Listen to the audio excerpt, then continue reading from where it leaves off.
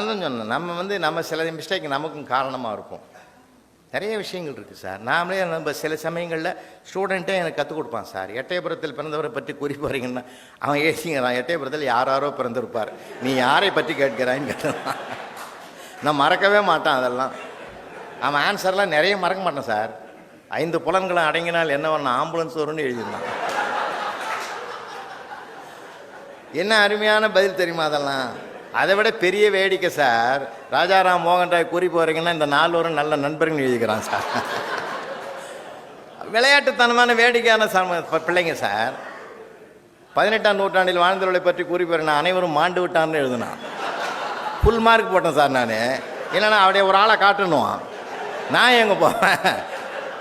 ஏன்னா இப்போல்லாம் அந்த உண்மை தெரிஞ்சு தான் அவன் பார்க்கணும், ஆராய்ச்சி பண்ணுறவன். அவங்ககிட்ட நம்ம என்ன பண்ணுறது, அப்படியே தள்ளியும் போக வேண்டியது தான் சார். அவனை இல்லை ரொம்ப பிரமாதமான பசங்க, ரொம்ப அருமையான பசங்க தெரியுமா உங்களுக்கு. நான் 40 பசங்களில் சார் உண்மையில் சொல்கிறேன், 2-4 ரோ இருக்கும்.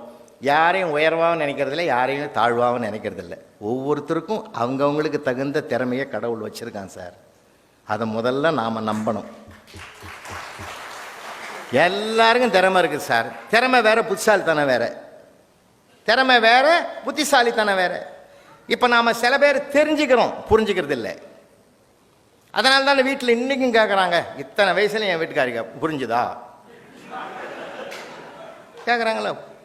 அப்போ என்ன வாத்தியார் கேட்டார் கிளாஸ் ரூமில், புரிஞ்சுதாடான்னு. இப்போ வீட்டில் எங்கே வாத்தியார் கேட்குது, புரிஞ்சுதா. தெரியுறது வேற, புரியுறது வேற சார். முதலாண்டு திருமண நாளை கொண்டாடணும்னு சொல்லிவிட்டு கடைக்கு போய் ஒய்ஃபுக்கு ஏதாவது ஒரு வித்தியாசமான பொருள் வாங்கி கொடுக்கணும்னு ஆசைப்பட்டவன் ஷாப்பிங் மால் போயிட்டு ஒரு பொருளை பார்த்து இது என்னன்னு கேட்டான். இதுதான் தர்மாஸ் பிளாஸ்க். அப்படின்னா இது சூடாக வச்சா சூடாக வச்சுருக்கும், ஜெல்லுன்னு வச்சா ஜெல்லுன்னு வச்சுருக்கும். ஃபேன்டாஸ்டிக். இந்த மாதிரி கருவி என் வீட்டில் இல்லை, இது எவ்வளோ, 1500 ரூபா கொடு. அப்படியே வாங்கினா கொண்டு போனான், வீட்டுக்கு கொண்டு போய் கொடுத்தான். அருமையான கருவி, இது நீ வரைக்கும் பார்த்ததே கிடையாது இருந்தான்னா. என்னையா அம்மா வெயிட்டாக இருக்குதுன்னு சரி. சும்மாவா, சூடாக வச்சா சூடாக இருக்கணும்னா, ஜில்லுன்னு வச்சா ஜில்லுன்னு இருக்கணும்னா. ஒரு கப் ஐஸ்கிரீம் இருக்குது, ஒரு கப்பு காப்பியும் உள்ளக்குது. சூடாக வச்சா சூடாக இருக்கும், ஜில்லுன்னு வச்சா ஜில்லுன்னு இருக்கணும்னு தெரிஞ்சுக்கணானே தவிர தனித்தனியாக வைக்கணும்னு அவனுக்கு புரியல. ரெண்டும் ஒன்றா வச்சா எப்படி இருக்கும்? இதுதான் பல விஷயங்கள் நமக்கு தெரிஞ்சுக்கிறோம், புரிஞ்சுக்கிறது இல்லை. உறவுகளையும் புரிஞ்சுக்குங்கய்யா. உறவுகளை ஒரு தடவை புரிஞ்சுக்கிட்டாலே போதும், மாறவே மாறாது. அப்புறம் எங்கள் மச்சான் ஒருத்தன் இருக்கான் சார். மச்சான் மாதிரிலாம் உலகத்திலேயே உறவே கிடையாது. மைத்துனன் உறவுன்னானே இல்லை, யாருக்காவது மைத்துனன்லாம் இருந்தால் கொண்டாடுங்கய்யா.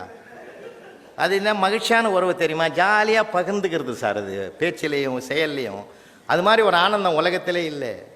என் வீட்டிலேயே எங்கள் வீட்டுக்காரர்கிட்ட நான் உள்ள நுழையிறேன், அப்போ சொல்கிறான், வர வர மாமா சரியில்லைன்னு. என்னடா சரியில்லைன்னு சொல்கிறான்னு நினச்சி பார்த்தா, எப்பயாவது என்ன வா மச்சான்னு கூப்பிட்றாராக்கா, நீ எப்பயாவது காதலை கேட்டிருக்கிறியான்னு. ஓ அப்படியா. அவள் போனதுமே நான் கூப்பிட்டேன், ஏண்டா 1 வருஷமாக நீ என் வீட்டிலே இருக்கிற, நீ உங்கள் வீட்டுக்கு போ, 1 வாரம் கழிச்சு வா, நான் வா மச்சான்னு கூப்பிட்றேன்னாப்பா இல்லையான்னு பாரு. நீ என்ன ரூமுக்கு ரூம் அவனை கூப்பிடுவேன். ஓ அப்படி ஒன்று இருக்குதான்னா. எப்போ பார்த்தாலும் உனக்கு கிண்டல் தான் மாமான்ட்டு போட்டான் சார். அதை கூட நான் உணரலாம. அது ஒரு ஜாலியான உறவு சார். அம்மை நீ அப்பன் நீ அன்புடைய மாமனும் மாமியும் நீ ஒன்பொருளும் நீன்னு அப்பர் சுவாமிகள் ஆண்டவனே பாடினார். இது எப்படிப்பட்ட மண்ணு தெரியுமா ஐயா நம்ம மண்ணு. இந்த லைஃப் உலகத்தில் வருமா சார்? 60வது கல்யாணம் எந்த நாட்டிலேயாவது நடக்குதா? 70வது பீமரத சாந்தி எங்கேயாவது நடக்குதா? 80வது சதாபிஷேகம் எங்கேயாவது நடக்குதா? 100வது கனகாபிஷேகம் எங்கேயா நடக்குதா? எந்த நாட்டிலேயாவது நடக்குதுன்னு சொல்லி பாருங்க. பாரத புண்ணிய உபதேசத்தில் தவிர வாழ்க்கையை கொண்டாடுற மண் எங்கேயுமே கிடையாது சார்.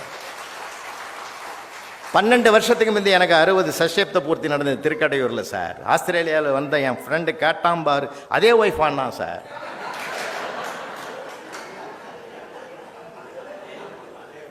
எதுக்குன்னா அவனுக்கு ஆச்சரியமா இருக்குது, எப்படா இத்தனை வருஷம் ஒன்னா வாழறீங்கன்றான் சார்.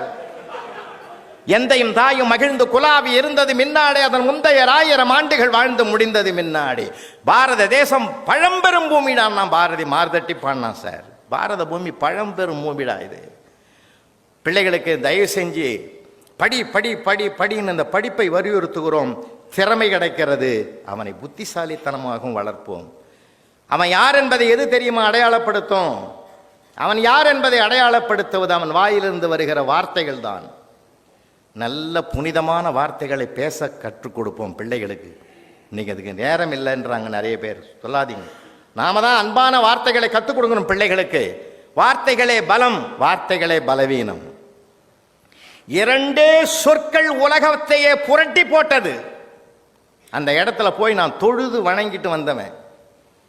சிகாகோ ஆன்மீக மாநாட்டிலே brothers and ladies and gentlemen என்று முழங்கிய கூட்டத்தில் பிரதர்ஸ் அண்ட் சிஸ்டர்ஸ், சகோதர சகோதரிகளே என்று இந்திய தேசத்தின் இறையாண்மையை இரண்டு சொற்களால் விதையாக்கி வந்த அதுதான் இன்றைக்கு விருட்சமாகி இருக்கிறது. சுவாமி விவேகானந்தர் சொல் எவ்வளவு வளமான சொல். நல்ல சொல்ல கற்றுக் கொடுப்போம் பிள்ளைகளுக்கு. அன்பா பேச கற்றுக் கொடுப்போம். அவனுக்கு கருணையை சொல்லிக் கொடுப்போம். கொடுக்கிற பழக்கத்தை கொடுப்போம். ஈகைன்னு வச்சான் சார், ஈகைன்னு வச்சான். நான் தமிழாசிரியர், முறையாக தமிழ் படித்தவன். மயிலம் தமிழ் கல்லூரியில், தமிழ்நாட்டில் இருக்கிற 10 கல்லூரியில் மாநிலத்திலேயே முதல் மாணவனாக வந்தவன். தமிழை உயிருக்கு உயிராக நேசித்து படித்தேன். அதனால்தான் ஈ அப்படின்னாலே கொடுன்னு அர்த்தம். தமிழில் ஈ அப்படின்னா கொடுன்னு அர்த்தம். என்ன ஃபென்டாஸ்டிக்காக வச்சுருக்கான் பாருங்க. மெய் எழுத்துக்கு தான் புள்ளி வச்சான், உயிர் எழுத்துக்கு புள்ளி இல்லாமலே வச்சான். ஆனால் அந்த ஒரு எழுத்துக்கு மட்டும் 2 புள்ளி வச்சுக்கிறான். உள்ளே ஒன்று வெளியிலே ஒன்று. ஏன்? உள்ளே இருப்பதை வெளியிலே கொடு என்பதை எழுத்து வடிவத்தில் சொன்ன மொழியா நம்ம மொழி. அழகான மொழி, அழகான மொழி, அழகான வாழ்க்கை.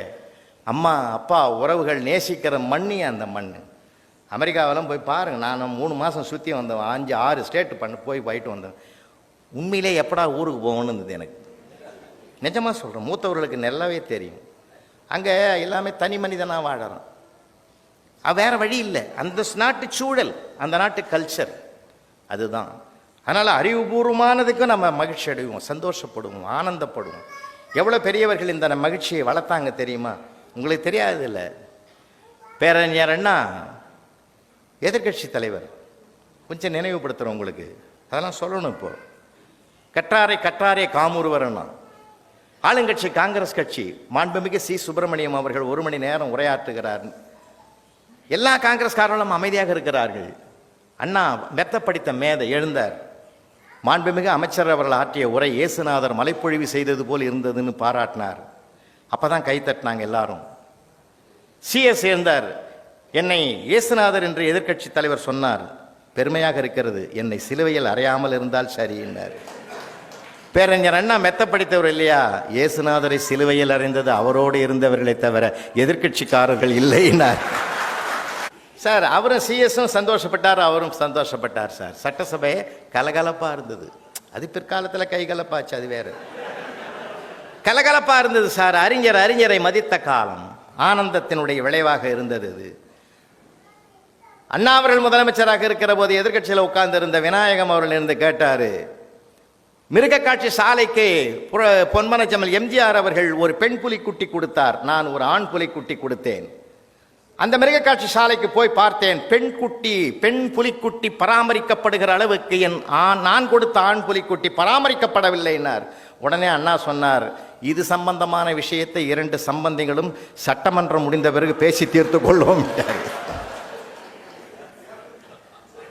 சார் எவ்வளவு மகிழ்ச்சி சார், எவ்வளவு ஆனந்தம் சார். எல்லாத்துலேயும் இருக்குது சார். துன்பத்திலையும் மகிழக்கூடிய பக்குவம் நமக்கு மனுஷனுக்கு வேணும். துன்பத்தை துன்பமாக நினைக்கிறத விட துன்பத்தை இன்பமாக மாற்றுங்க, மகிழ்ச்சியாக இருக்கும். இல்லாததுக்கு வருத்தப்படுவதை விட இருப்பதற்கு மகிழ்வோம். எது உன்னிடம் இருக்கிறதோ அது இறைவன் தந்தது, எது உன்னிடம் இல்லையோ அது இனிமேல் இறைவன் தரப்போவது.